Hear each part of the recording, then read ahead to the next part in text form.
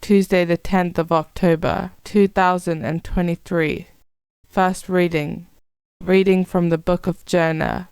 The word of the Lord was addressed to Jonah. Up, he said, go to Nineveh, the great city, and preach to them as I told you to. Jonah set out and went to Nineveh in obedience to the word of the Lord. Now Nineveh was a city great beyond compare. It took 3 days to cross it. Jonah went on into the city, making a day's journey. He preached in these words, only 40 days more and Nineveh is going to be destroyed. And the people of Nineveh believed in God. They proclaimed a fast and put on sackcloth, from the greatest to the least.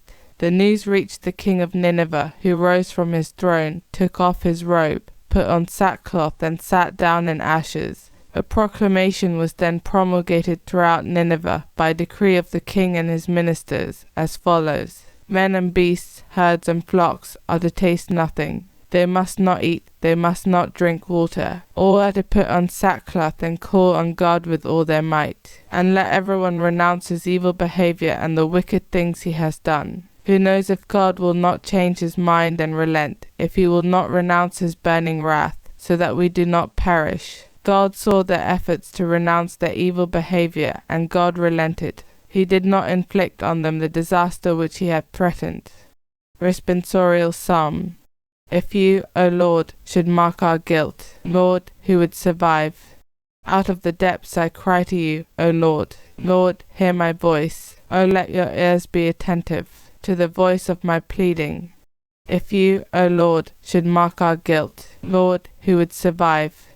If you, O Lord, should mark our guilt, Lord, who would survive? But with you is found forgiveness, for this we revere you. If you, O Lord, should mark our guilt, Lord, who would survive? Because with the Lord there is mercy, and fullness of redemption. Israel indeed he will redeem, from all its iniquity.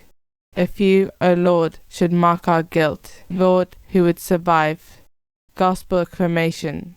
Alleluia, alleluia. I call you friends, says the Lord, because I have made known to you everything I have learnt from my Father. Alleluia. Gospel. Reading from the book of Luke. Jesus came to a village, and a woman named Martha welcomed him into her house. She had a sister called Mary, who sat down at the Lord's feet and listened to him speaking. Now Martha, who was distracted with all the serving, said, Lord, do you not care that my sister is leaving me to do the serving all by myself? Please tell her to help me. But the Lord answered, Martha, Martha, he said, you worry and fret about so many things, and yet few are needed, indeed only one. It is Mary who has chosen the better part. It is not to be taken from her. Gospel of the Lord.